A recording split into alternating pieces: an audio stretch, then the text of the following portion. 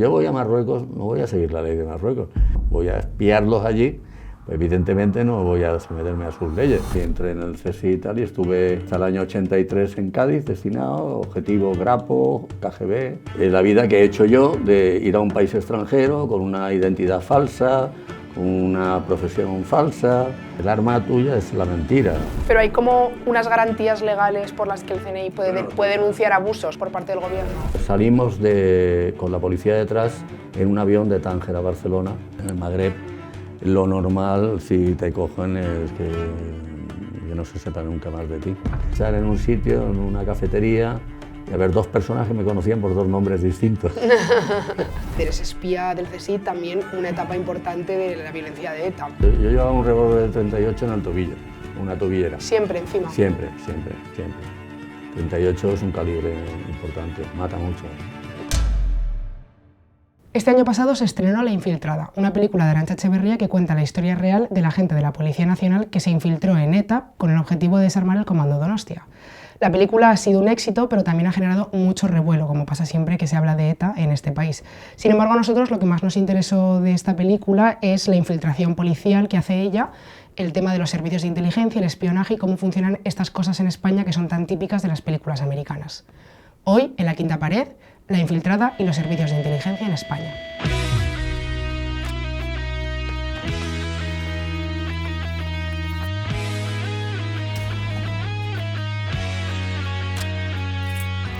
La Quinta Pared. Vale, bueno, lo primero, avisar de que estoy un poco mala, entonces tengo la voz así un poco gangosa, puede que tosa de vez en cuando, pido disculpas de antemano.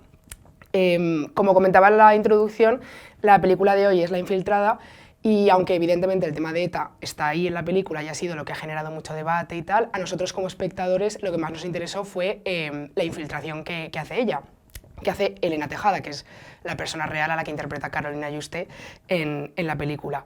Después de ver la película estuvimos muchos días pensando, ostras, esto nosotros lo haríamos, estar 8 años sin saber nada de nuestra familia, completamente alejados de nuestra rutina, de nuestra gente, de nuestros amigos, con una identidad completamente nueva y falsa. Entonces, pensando sobre este tema, intentando investigar un poco sobre el tema del espionaje y los servicios de inteligencia, pues dimos con nuestro invitado de hoy, que es una persona que nos hace muchísima ilusión que esté aquí, que es un honor tener con nosotros.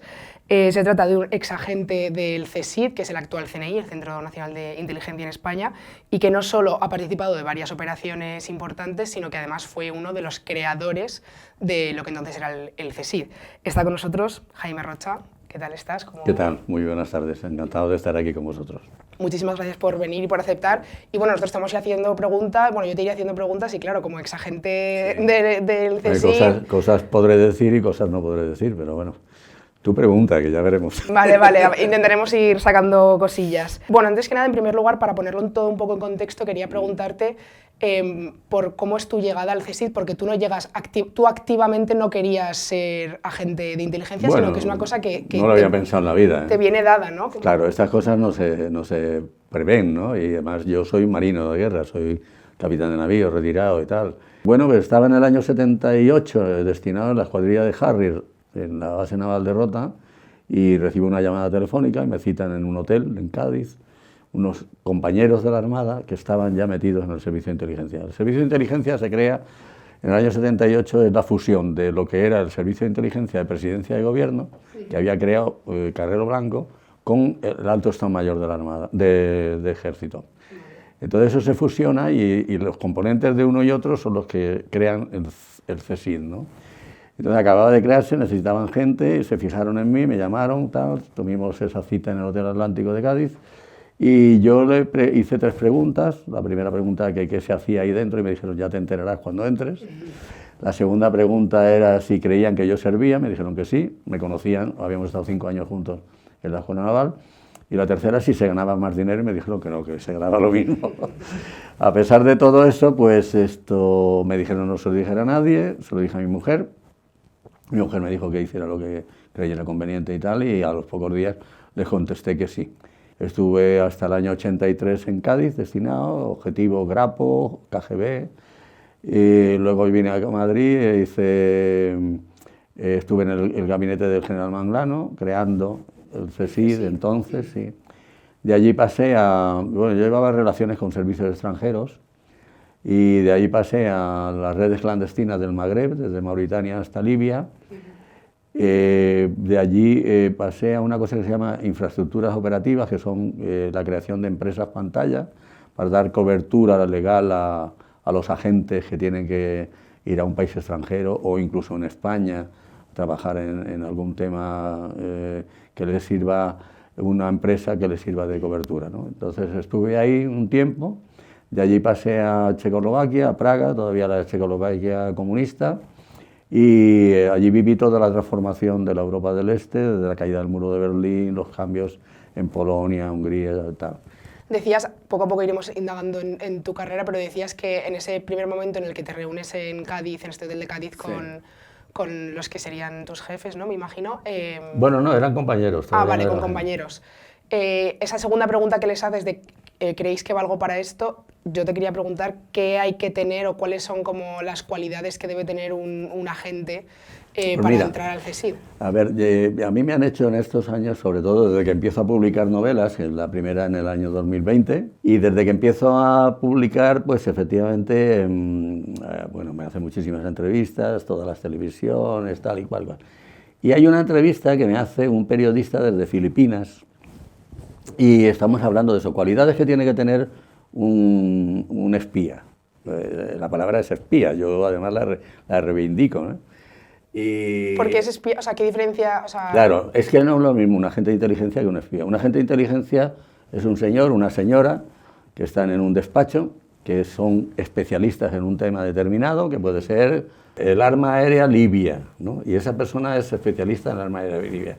Están sentados en un despacho, están recibiendo información y esa información ellos lo procesan y una vez procesado es lo que yo le llamo el destilado de la inteligencia y sale medio folio, que es lo que se manda al gobierno, al ministro correspondiente o al presidente del gobierno, según. Porque el cliente del servicio de inteligencia es el gobierno. El gobierno te marca las pautas, te dice, quiero información de esto y de esto. El espía es el que hace la vida que he hecho yo de ir a un país extranjero con una identidad falsa, con una profesión falsa, cambiando constantemente de identidad y de profesión. A ti te marcan un objetivo, dices, tienes que tener información, imagínate, de la Casa Real marroquí, ¿vale? Entonces tienes que buscar gente que esté metida en la Casa Real marroquí y tienes que empezar a ganarte su voluntad. Entonces tienes que tener una serie de cualidades que ese periodista de Filipinas decía es lo que se llama la inteligencia emocional, ¿no? Tienes que tener empatía, tienes que saber ganarte a esa persona. Yo con mis colaboradores en esos países comíamos en su casa, conocía a la familia, nos tratábamos como amigos de toda la vida, tal. Y empiezas tratándolos así, empiezas a pedirle cosas sin importancia, cosas que no tienen mucho valor, que no le va a costar mucho trabajo y tal, y vas subiendo gradualmente, vas apretando el tornillo poco a poco, hasta que llegas a pedirle las cosas que de verdad te interesan, ¿no? Si el paso de la empatía, la amistad y tal no funciona, está el tema económico. Todos necesitamos dinero, entonces ese tema rara vez falla y bueno, pues siempre puedes ayudar a una necesidad económica, puedes ayudar pues en un problema familiar, una cosa de ese tipo y tal, y eso es casi siempre da resultado, ¿no? Hay más pasos, pero son más desagradables. Bueno, ahora que hablabas del tema de hacerte amigo, entablar relaciones más personales y tal, una cosa que se ve muy bien en la película es que la protagonista pues llega... Se mete pero de lleno en eso, incluso llega a tener relaciones con uno de los terroristas y tal. ¿Cómo de difícil es no caer en lo personal? Tienes que tener un dominio de ti mismo bastante fuerte, ¿no? Porque es fácil caer en el tema personal y que esa empatía pase a comprometerte, ¿no? Y eso lo tienes que controlar, Yo, por ejemplo, te diré que tenía una entrevista, teníamos un intercambio normalmente casi todos los casos era a base de dinero, ¿no? La mayoría. Entonces yo pagaba un dinero, ellos me daban una información, tal y cual. Y entonces yo lo que hacía era que cuando llegaba al hotel donde estaba o donde estuviera residiendo y tal, yo tenía un cuaderno y apuntaba temas personales, ¿no? Mi cuñada, estamos preocupados, cualquier cosa, ¿no? Yo eso, por supuesto, yo volvía a España, pasaban 2 meses, yo no me había vuelto a acordar del problema personal que tenían, y cuando volvía a verlos, pues la primera pregunta era sobre el tema, ¿no? Lo cual te hacía parecer como una persona que estaba absolutamente integrada casi en la familia, ¿no? Y bueno, pero eso tienes que dominar que eso no te influya, ¿no? Sentimentalmente, ¿no? Aunque tú llegues a tener esa simpatía, llegues a tener esa afinidad, ese compromiso y tal, pero tienes que separar perfectamente lo que es el trabajo de lo que es la cosa personal, ¿no? Como pasa como cuando vas con una identidad falsa que la tienes que asumir perfectamente y tienes que hacer la tuya y que como yo he pasado interrogatorio en una gendarmería marroquí y tal, de 1 hora, llamándome de otra manera, teniendo otra versión distinta y tal, y claro, no te puedes equivocar, no puedes... ¿A ti te pasó en algún caso de entrar en alguna amistad o alguna relación íntima con alguien siendo espía que dices, jope, esta persona es que le quiero, o sea, le tengo un montón de cariño? No puedes llegar a eso. Y hay una fase muy difícil que es romper, porque se acaba el objetivo informativo, porque por las circunstancias que sea, porque puedes estar en peligro tú, entonces llega un momento y tienes que romper. Entonces las rupturas son muy difíciles, porque esto es muy personal. Entonces incluso se daba el caso de yo desaparecer de un sitio, llegar un compañero y tal, y lo que es el traspaso del informador y tal, es francamente difícil. ¿Y cómo es, tú has vivido alguna situación de mucha tensión de decir, vaya, me van a descubrir o bueno, cómo se gestiona eso? Tuve una experiencia, a ver, cuando lo cuento en la primera novela, Operación El Dorado Canyon, cuando el bombardeo de Libia por el presidente Ronald Reagan, después de 3 atentados que hace Gaddafi, uno es en el Líbano, que matan a 150 marines y 50 soldados franceses de las fuerzas de la ONU. Luego hay uno aquí cerca de Madrid, en Torrejón de Ardoz, en el restaurante del Descanso. Y luego hay uno en tercero, en una discoteca de Berlín que se llamaba La Belle, que es el 5 de abril del 86, y el 15 de abril es la Operación Dorado Canyon, el bombardeo de Libia, ¿no? Entonces el objetivo era cargarse a Gaddafi, que era el que había promovido estos atentados, pero Gaddafi no muere, entonces la CIA le pide al CSI que mande un agente a localizar a Gaddafi, ¿no? Y ese fui yo. Entonces fui a Libia, estuve allí 10 días, entonces fui como ingeniero de una empresa española que tenía allí una fábrica y tal igual. Fui con un ingeniero con el que he recuperado ahora la amistad y nos vemos. Sí. Sí, yo he recuperado muchos contactos de los que tuve en aquella época, ¿no? Y entonces fui con este ingeniero y tenían un apartamento, un ático allí al lado de la Plaza Verde, tenía coche, un Peugeot, no sé si era 400, no sé, un Peugeot, tenían cámara con teleobjetivo, tal, toda la logística tenían ellos de la empresa, ¿no? Total, que fuimos allí, estuvimos allí 10 días y tal, a los 10 días yo me vine, él se quedó, y tuve un problema en el aeropuerto de Trípoli porque había una persona, un palestino, que en una operación con el Mossad, yo le había entregado un visado para que fuera a ver a la familia palestina, en el Hotel Palace de aquí de Madrid, y él pertenecía al servicio de inteligencia libio y sabía todo de mí, sabía que estaba casado y tal, me trajo un regalo para mi mujer, bueno, tal, y me amenazó diciendo, espero que cuando yo llegue allí no me pase nada y tal. Bueno, y me dio tal, yo digo, bueno, esto yo no puedo aceptar estos regalos y tal, no, tal. Yo no me lo voy a llevar a Tel Aviv, esto es para usted, era un perfume y un collar y tal, bueno. Total que tal, y esa persona luego cuando iba yo a salir de Trípoli estaba allí también. Entonces cogí, me fui al mostrador de Lufthansa, saqué un vuelo para Frankfurt y me marché a Frankfurt. ¿Y eso lo hiciste tú por inercia o pudiste hablar con alguien de...? No, él estaba delante de mí haciendo el check-in para volar a Roma, como yo iba también a volar a Roma, Y cuando yo lo vi a él, digo, me quito de en medio porque este me va a conocer. Entonces me fui a Frankfurt y cuando llego a Madrid, al día siguiente me mandan a Marruecos. Digo, no puedo cambiar la documentación porque no me da tiempo. Yo iba a la Comisaría General de Documentación con 2 fotos de carnet y a un policía ya determinado, le daba las fotos y me decía, yo, ¿ahora cómo te llamas? Pues ahora me llamo así, ¿y qué profesión tienes? ¿Y qué domicilio? Y tal, y me daba pasaporte, carnet de conducir, todo tal. Y me iba al viaje que tuviera que hacer, ¿no? Y en este caso, pues no me dio tiempo de cambiar la documentación. Entonces me tuve que ir a Marruecos y cuando llegué a la frontera en Tetuán, el gendarme que vio aquello, que había estado en Libia, y Libia estaba en guerra, tal, bueno, me pasó a un despacho del teniente de la gendarmería y me tuvieron 1 hora un interrogatorio de usted quién es, a qué viene, dónde se va a alojar, cuándo se marcha, qué ha ido a hacer a Libia, tal. Yo, bueno, yo soy empresario, tengo una empresa y he ido a ver cómo está, ha habido un bombardeo y he ido a ver cómo está mi gente y tal, y bueno, una historia, ¿no?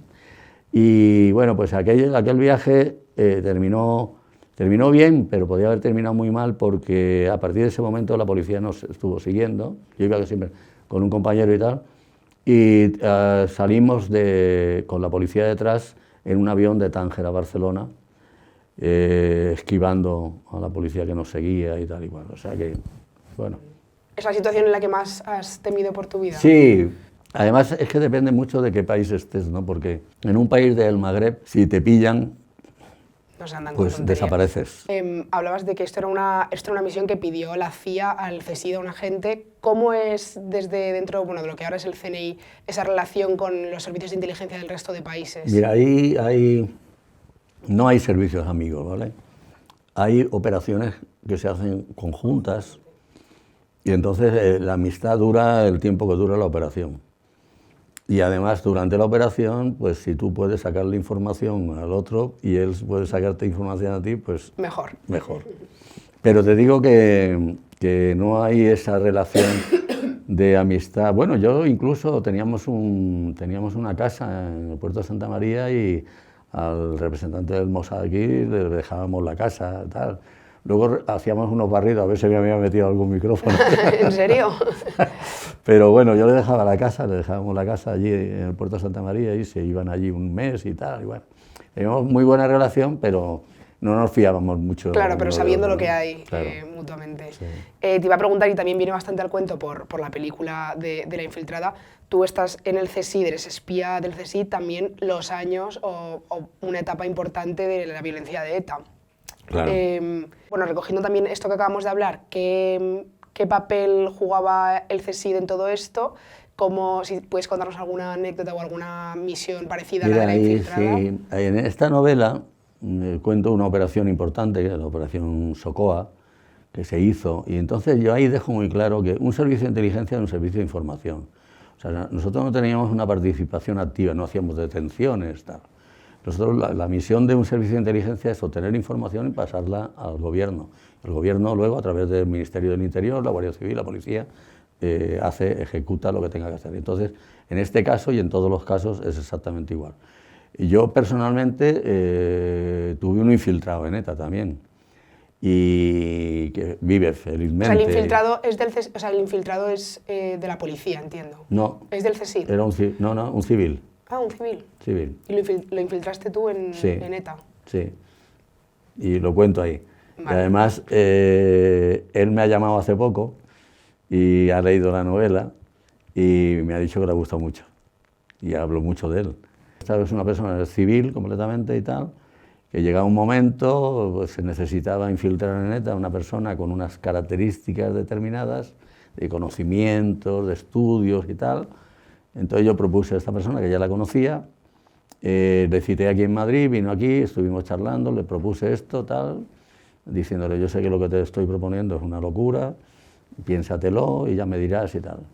Y al cabo de un tiempo me dijo, estoy de acuerdo, lo hago. Y ya hasta el año 94, que yo volví de Checoslovaquia, no tuve más contacto hasta que recibí una carta manuscrita suya y tal, muy emotiva, de las que te saltan las lágrimas. Yo, no sé, tengo esa debilidad, se me saltan las lágrimas con mucha facilidad.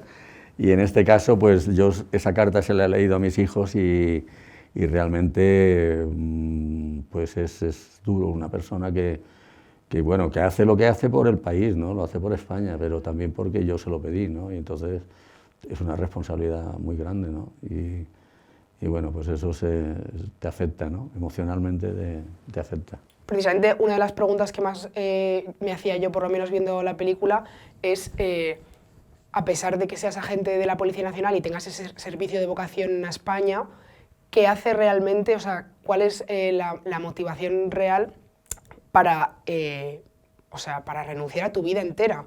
Pues sí, tienes que tener, claro, una motivación. A ver, el entrar en un servicio de inteligencia y el hacer esos viajes y tal, de lo que tu familia no tiene ni la menor idea, ni dónde estás, ni de dónde vas, ni cuándo vas a volver, y vas a volver y tal, y renuncias a muchas cosas, ¿no? Renuncias y te pierdes muchas cosas de la vida de tus hijos y de tu mujer y tal, ¿no? Y entonces, la noticia me preguntan, dice, ¿lo volverías a hacer? Y digo, sí, porque pienso que ha sido importante, ¿no? El trabajo, ¿no? Y que mi trabajo ha salvado vidas de compañeros y de compatriotas, ¿no? Entonces, ¿por qué te eligen a ti? ¿Por qué entras tú? ¿Por qué tal, no sé qué? Yo no lo sé. Dicen que tú sirves para esto, tal, tú sirves. Tienes que tener esas características personales, hacer ese trabajo, y cuando ya estás metido en eso, ya no hay marcha atrás, ¿no? Ya dices, bueno, estoy comprometido y tengo que hacer esto y tal, y sabes que estás sacrificando muchas cosas, pero también estás pensando que le estás haciendo un servicio a tu país, ¿no? Y sobre todo a tus compatriotas, ¿no? Que son las vidas que tienes que procurar salvar, ¿no? De lo que más orgulloso me siento es de cuando he sido espía, eso sí. ¿Y de la, Sí, de la misión que más te enorgullece es igual la de buscar a Gaddafi? Bueno, no, y luego viajes a esos países, viajes con riesgo, ¿no? De que claro, tienes que pasar unas aduanas, tienes que ponerte el sello, tienes que tal, estás mintiendo. El arma tuya es la mentira, o sea, que empiezas diciendo que te llamas como no te llamas, que tienes la profesión que no tienes, que vas a lo que no vas, y hay que saber mentir, ¿no? Hay que tener, no sé si es un don especial, pero tienes que saber mentir y que no se te note que estás mintiendo, ¿no? ¿Y eso, estar constantemente mintiendo, no te pasó factura psicológico? O sea, en el sentido de que te acabas creyendo algunas mentiras o acabas adoptando roles de tus distintas identidades. No, a ver, yo he puesto en riesgo la vida de personas y la mía propia, ¿no? Y eso es lo que más me ha preocupado, más que el mentir, ¿no? El mentir es que ya iba ya... Bueno, vas convencido, tal, no sé qué, bueno, ya eso... Pero cuando por ejemplo, el palestino este, que lo mandas a Tel Aviv, tal, que el Mossad, bueno, al final el hombre entró por la propuesta que le hicieron y tal, de colaborar y eso, ¿no? Pero sí que es verdad que pones en riesgo la vida de algunas personas y pones en riesgo la tuya y incluso la de tu familia, ¿no? Yo he pasado durante muchos años, pues yo llevaba a mi hijo a la universidad y antes de llevarlo bajaba al garaje, miraba debajo del coche, arrancaba, cuando ya arrancaba y no habíamos saltado por los aires, pues llamaba, ya puedes bajar y tal, lo llevaba a la universidad y tal igual. Llegaba a un restaurante, cualquier sitio, me sentaba en la mesa del fondo con la espalda pegada a la pared, mirando la entrada, tal. Aquí me ha pasado en Madrid estar en un sitio, en una cafetería, y haber dos personas que me conocían por dos nombres distintos. Teníamos que ir armados, con un arma siempre, no teníamos que... Además, la división de seguridad del CSID, pues de vez en cuando te paraban y tal, bueno, a ver, ¿llevas el arma? Sí, tal. Yo llevaba un revólver de 38 en el tobillo, una tobillera. ¿Siempre encima? Siempre, siempre, siempre. Todo ese estilo de vida, esa forma de infiltrarte en distintas culturas, con distintas identidades, y de poner, como decías tú, la vida propia y de otros, incluida tu familia, en riesgo, es un poco, pensábamos nosotros cuando hablamos de esta película, es un poco desagradecido porque la gente luego no sabe que tú has hecho eso. O sea, a día de hoy, una de las búsquedas en Google más cotizadas después de la película de Arancha Echeverría es ¿qué fue de Elena Tejada? ¿Dónde está? Nadie sabe, esta persona sigue viva, pero nadie sabe ni dónde está, ni cuál es su nombre actual. Y digo, jope, ¿cómo tiene que ser para ella decir, en España se ha hecho una película sobre mí, todo el mundo sabe lo que hice y nadie puede agradecérmelo y nadie sabe quién soy? No, pero es así, es así. Primero que tú no buscas el agradecimiento, ¿no? Bueno, yo no tengo nada que ver con una infiltración en una banda terrorista ETA, es otro tipo de trabajo, ¿no? Pero efectivamente no estás esperando que te lo agradezca nadie, ¿no? Bueno, ni siquiera hay un reconocimiento interno, o sea, no sé, yo tengo medallas del mérito naval y tal, unas cuantas, ¿no? Pero no hay ese reconocimiento ni lo buscas tampoco. Y dices, bueno, esto es mi trabajo, esto es lo que tengo que hacer y se acabó y punto, ¿no? Bueno, de hecho, puestos a hablar de reconocimiento público, también más allá del caso del CNI o del CSIC, que es más normal que no se sepa, hemos preguntado a la gente de la calle, que te voy a enseñar un pequeño vídeo, estuvimos preguntando un poco a la gente en la calle si son conscientes o saben qué es lo que hace el CSID en su momento o el CNI ahora, y estas han sido sus respuestas, que quería hablar contigo de este tema porque bueno, hay mucho desconocimiento al respecto y quiero que lo comentemos. Si sabes más o menos cuál es la labor del CNI en España. Más o menos. Controlar esto del servicio de vigilancia nacional, estatal, espionajes. No la sé, la verdad, pero imagino que es protegernos, espiar, no sé. Pues no mucho, la verdad. O sea, bueno, multar a los chavales. Pero vaya, un poquito más de eso. Vale. A ver, entiendo que harán cosas más importantes que eso, ¿no? A ver, no mucho, la verdad, no estamos muy enterados. Yo ni idea, la verdad. No puedo decir nada. Que no. Te puede hacer un poco la idea, ¿no? De que si pasa algún atentado o lo que sea, pues son gente que está informada, tendrán red de contactos de ahí, tendrá el ojillo ahí echado, no tengo ni idea. ¿Verdad? Ya. ¿Sabes qué pasa? Mira, yo he dado muchas conferencias en universidades, sobre todo, ¿no? En toda España, y es curioso porque muchas veces, no sé, lo he contado, lo acabo de contar hace poco, he estado en otro sitio, y ¿por qué escribo yo este libro, no? Yo termino mi trilogía, que lo que la editorial me fue pidiendo y tal, y tengo amigos de mi edad y más jóvenes que tienen hijos universitarios y tal, y nietos, y dicen, no tienen ni idea de lo que era la ETA, no saben que existía la ETA, no saben lo que hizo la ETA. Ya se está viendo, ¿no? Que preguntas y tal, no tienen ni idea de ETA, no tienen ni idea de lo que es un servicio de inteligencia, no tienen ni idea de lo que hace un espía y tal.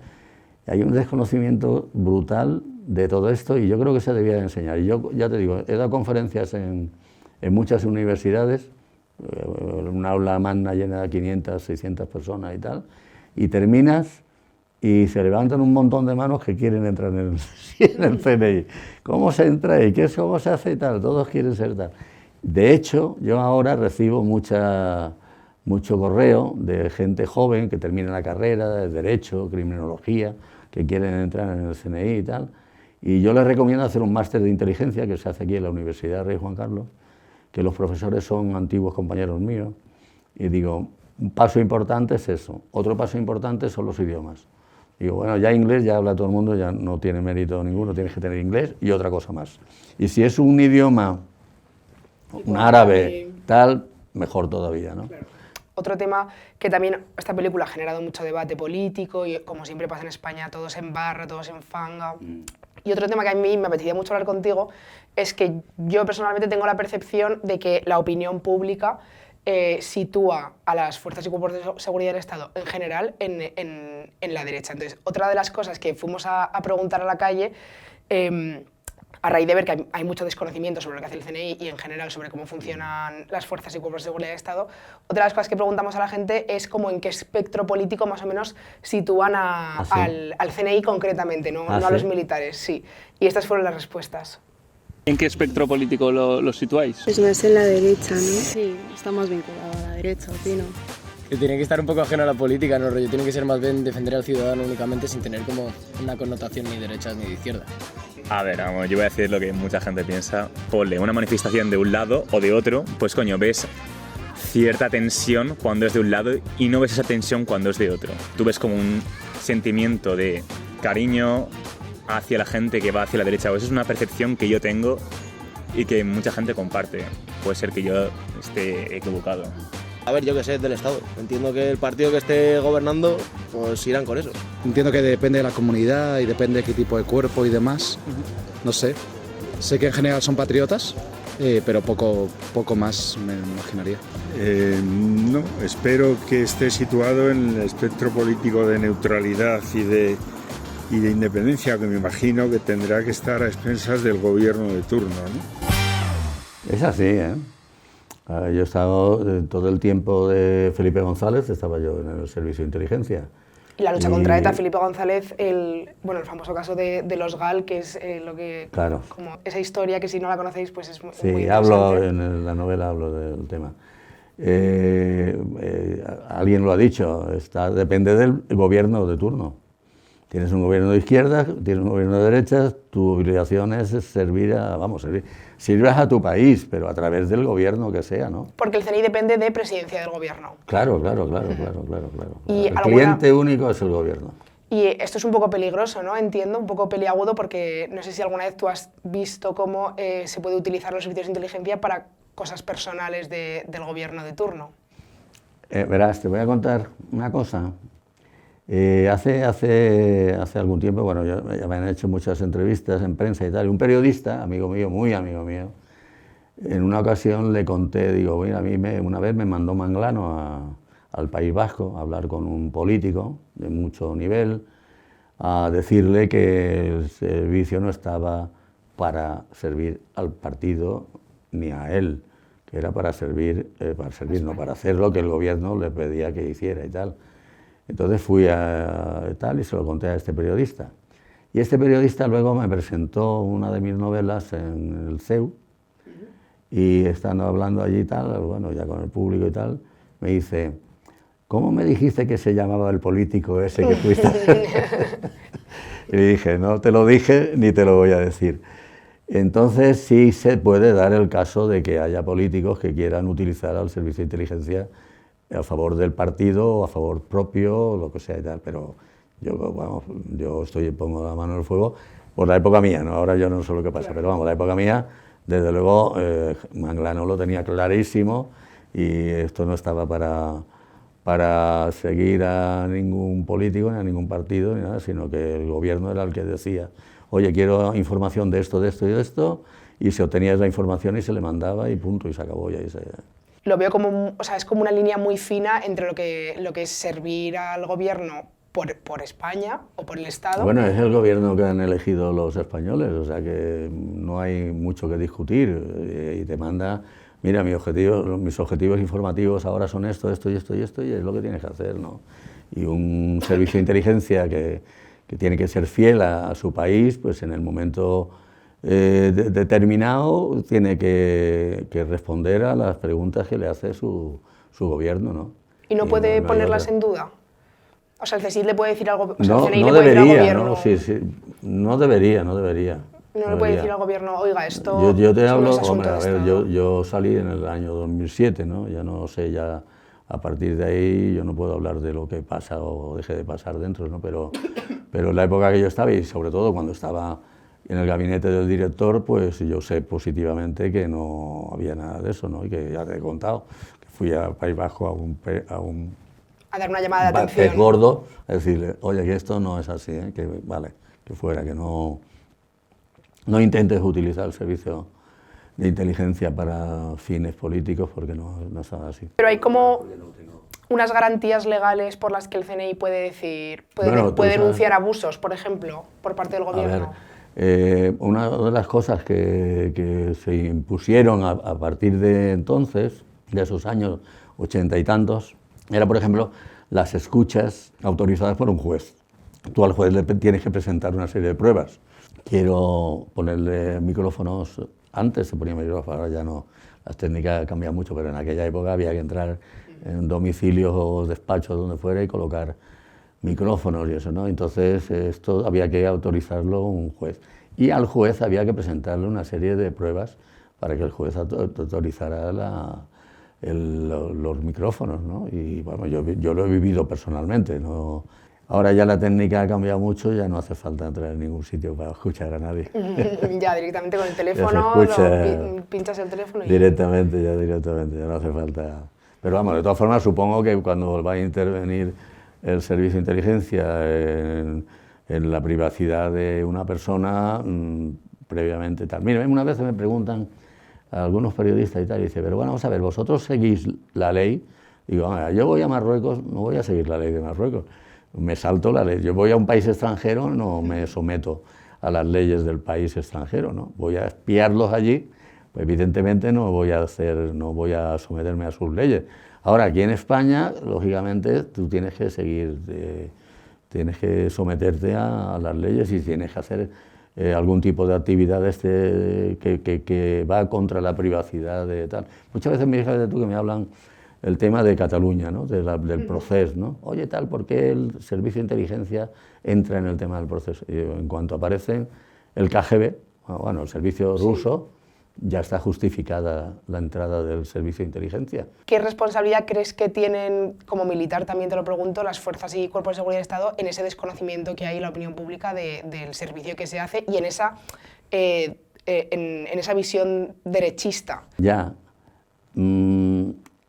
A ver, yo creo que es que hay una influencia brutal de los medios de comunicación. Y los medios de comunicación hay de todo.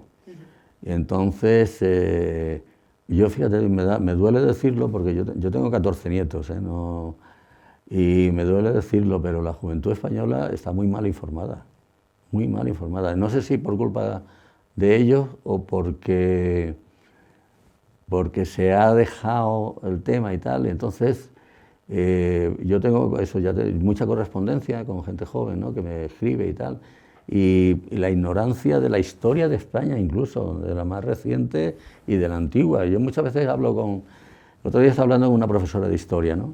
Entonces decía, la historia que se está enseñando en las universidades, en los institutos y tal, digo, es una historia troceada. Digo, en la historia de España hay cosas buenas y cosas malas, y hay que decirlo todo. La parte buena y la parte mala, y reconocer cuando se han hecho las cosas mal y alabar y enorgullecerse de las cosas que se han hecho bien. Pero tú no puedes coger la historia y empezar a trocearla y decir, no, esto sí me interesa que lo sepan y tal. ¿Eso a qué nos lleva? pues a una ignorancia total y absoluta de la juventud. O sea, ¿tú crees que esa percepción mediática que hay de que las fuerzas y cuerpos de seguridad del Estado son de derechas es simplemente ignorancia? ¿O qué? Es ignorancia. Sí. Ignorancia. Ya te digo, yo repito por enésima vez que he dado conferencias en universidades y hablo del servicio de inteligencia y hablo de algunas cosas y tal, y bueno, pero el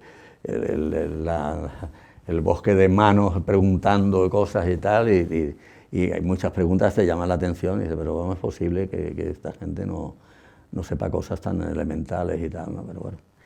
Se me queda una pregunta del tintero, entonces ahora está un poco ahí suelta, pero como te escucho antes mencionar al IRA, en la época que tú estuviste en el CSIC, que como hemos dicho, pues estaba ETA muy activa, ¿había conversaciones del CSIC con el M16, de alguna forma una cooperación en la lucha contra el IRA y la lucha contra ETA? ¿Había algún tipo a ver, en esta operación que yo narro en esta novela, esa operación se hace con el Mossad y con la CIA.